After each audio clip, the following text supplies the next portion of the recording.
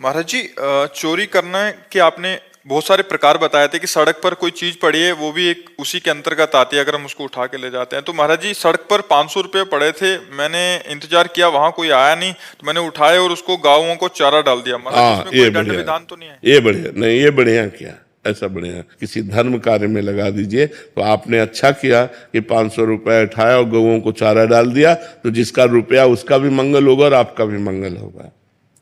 महाराज जी, आप कह रहे हैं कि आप भी एक डॉक्टर हैं। महाराज जी, जब मरीज ठीक हो जाते हैं या तो हमें भगवान का दर्जा देते हैं, हमारे मना करने पर भी वो कहते हैं कि इसमें मतलब आपकी कृपा हुई, आप भगवान के रूप में आए। तो महाराज जी, ऐसे में हम मना तो करते हैं कि ये तो हमारा काम था, पर कोई पाप के भागीदार तो नहीं बन रहे? नहीं, आप उसके थोड़ा हटकर सोचिए कि जब आप हर उपाय करते हैं और मरीज असफलता को प्राप्त होता है, जो आपको अपनी सफलता प्राप्त करनी चाहिए वो वहां नहीं दिखाई देती, तब आप कहाँ हैं? तब आप कहाँ हैं? विचार करके देखिए ना कि हर जगह सफल ही तो नहीं हो जाते। मान लो आप अभी सफलता ही प्राप्त करें, लेकिन दसियों जगह ऐसी है जहां हम असफल हो गए हैं। अपना पूरा विज्ञान प्रयोग कर दिया, अपना पूरा प्रयास कर लिया, लेकिन हम असफल हुए। वहां विधान लागू है, उसका भोग, उस जीव का पाप कर्म, और उसको भोगना पड़ा। अब उसमें आपको कोई गलत शब्द बोले, आपको कोई असफल डॉक्टर कहे या आपकी प्रमाद स्थिति कहे तो गलत बात है। ऐसे ही सफलता में आप नहीं है, उसका पूर्व का पुण्य है, उसका पूर्व का विधान है। आपके हाथ का जस, आपने प्रयास किया और सफल हो गए। सफलता और असफलता आपके हाथ में नहीं, प्रयास प्रयत्न आपके हाथ में है। सफलता असफलता है कि नहीं? आप विचार करके देखिए कि बहुत ग्रेजुएट डॉक्टर के द्वारा भी केस फेल हो जाता है कि हाथ में नहीं रहा और वो निकल गया। अब लाख प्रयास किया, निकल गया। इसका मतलब है कि एक डॉक्टर अपना प्रयास कर सकता है, परिणाम नहीं। परिणाम परमात्मा देता है, प्रयास हमारा, और सफलता और असफलता ये भगवान के ऊपर। तो जब आपको सफलता मिले और आपको कोई कहे धन्यवाद, तो वो धन्यवाद आप भगवान को दीजिए कि प्रभु, इसमें मैं तो निमित्त मात्र हूं, धन्यवाद तो आपका है कि आपने इस जीव को सहयोग करके सफल कर दिया, रोग निवृत्त कर दिया। ऐसी भावना करोगे तो आपकी उन्नति होती चली जाएगी, आपको अहंकार नहीं आएगा और आप सफल डॉक्टर हो जाएंगे। प्रकाश कुमार जी, बिहार से। राधे राधे। राधे राधे महाराज जी। महाराज जी, एक युवा पुत्र का माता पिता एवं उनके स्वयं के लिए क्या कर्तव्य होना चाहिए? पूरा कर्तव्य, जैसे छोटे बच्चे के प्रति माता पिता का कर्तव्य रहा कि अगर उनकी गोद में हग दिया तो कभी कोई अपराध नहीं माना। अगर कोई चाह की तो हर प्रयास करके पूर्ति करने का प्रयास किया, हमें पढ़ाया लिखाया, जवान किया। अब उनका शरीर डाउन हो रहा है, हमारा कर्तव्य बनता है कि जो बिस्तर पे हक देते हैं तो हमें नाराज नहीं होना। अगर वो कोई बात हट करके मांग रहे हैं तो मुझे प्रयास करके उसकी पूर्ति करनी है। अगर हम उनकी सेवा कर रहे हैं और वो हमारी निंदा कर रहे हैं तो हमें बुरा नहीं मानना, हमें सेवा करना ही है।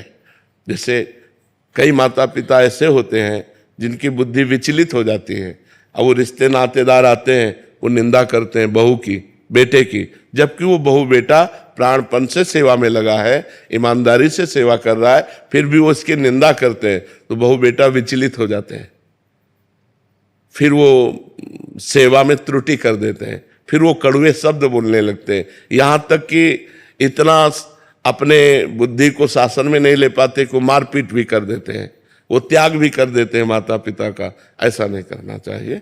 हमारा कर्तव्य है मातृदेवो भव पितृदेवो हो, उन्हें भगवान की तरह दुलार करें, क्योंकि जब हम किसी योग्य नहीं थे तब से हमें सारी योग्यताएं माता पिता ने ही मुझे प्रदान करी। तो मुझे माता पिता को, अब जब वो किसी योग्य नहीं रह रहे तो मेरा कर्तव्य है तन के द्वारा, मन के द्वारा, धन के द्वारा, वचन के द्वारा हम माता पिता को सुख पहुंचाएं, हम उनको दुख ना दें। तो भगवान आप पर कृपा करेंगे और आपका जीवन मंगलमय हो जाएगा।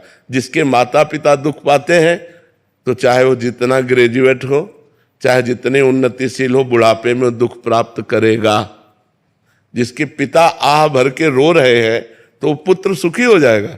नहीं। इसलिए माता पिता का अपमान करना, माता पिता को गाली देना, माता पिता को मारना पीटना, माता पिता को घर से निकाल देने का मतलब अपने लिए विनाश की स्थिति बो देना।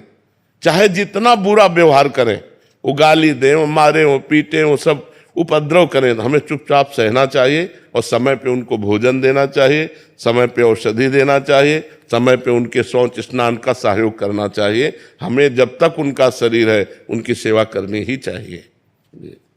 आदित्य जी। श्री हरिवंश। श्री हरिवंश गुरुदेव।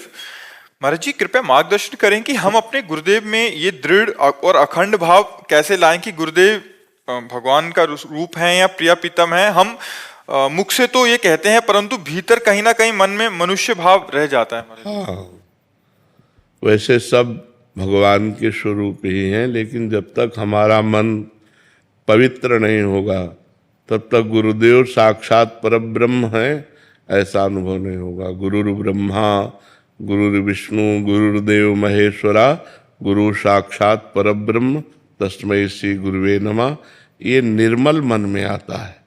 अभी हमारा मन अपवित्र है, तो जो गुरु मंत्र और गुरु नाम मिला है वही हमें पवित्र कर देगा। यदि हम गुरुदेव के बताए हुए मार्ग पर चलें और नाम मंत्र जप करें तो जहाँ हृदय निर्मल होता है तो गुरु की तो बात जाने दो, सुअर कुत्ता में भी भगवत भाव हो जाता है। नामदेव जी कुत्ते में भगवान की प्राप्ति कर रहे हैं।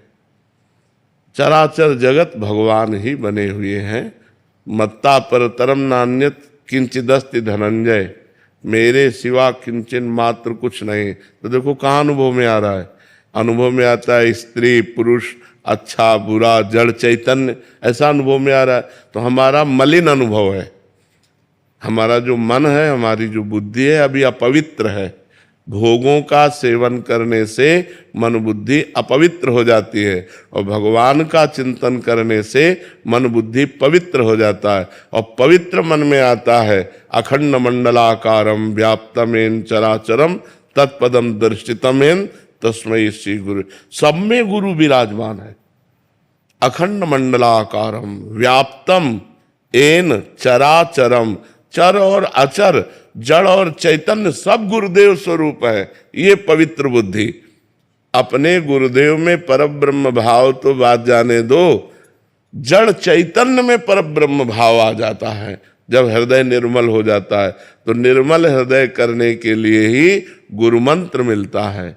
जो गुरु मंत्र है, मंत्र मूलम गुरु वाक्यम, जो गुरुदेव ने उपदेश दिया, जो मंत्र दिया, जो नाम दिया, यदि हम नाम जप करें, गुरुदेव की आज्ञा के अनुसार चलें और गुरु पादुका का सेवन करें, गुरु चरण रज को लगाएं, गुरु चरणामृत पिए, तो गुरु में परब्रह्म बुद्धि हो जाएगी। बड़ा मुश्किल है गुरु में परब्रह्म बुद्धि होना, मनुष्य बुद्धि या बहुत बहुत संत बुद्धि। लेकिन परब्रह्म साक्षात मेरे सामने बैठे, मैं परब्रह्म के मुख से बात सुन रहा हूं, मैं परब्रह्म को देख रहा हूं, ऐसा अनुभव तो असंख्यों में कोई एक, करोड़ों में नहीं, असंख्यों में कोई एक है। और ऐसा अनुभव कर ले तो फिर किसके दर्शन की जरूरत है। मैं अपने परब्रह्म परमात्मा का साक्षात दर्शन कर रहा हूं, मेरे परब्रह्म गुरुदेव विराजमान है। ऐसा भाव होना बड़ा कठिन है। चरणामृत में जल बुद्धि, प्रसाद में अन्न बुद्धि, श्री विग्रह में धातु बुद्धि या पाषाण बुद्धि, और गुरु में मनुष्य बुद्धि, ये सब अपवित्र विचार हैं, ये सब अवनति के लक्षण हैं। अगर हमारी बुद्धि शुद्ध हो जाए तो बात बन जाए। तो इसलिए गुरु चरण पादुका का सेवन करो, गुरु चरण रज का सेवन करो, गुरु चरणामृत पान करो, गुरु मंत्र जपो, गुरु में भावना करो, धीरे धीरे भावना परिपक्व हो जाएगी।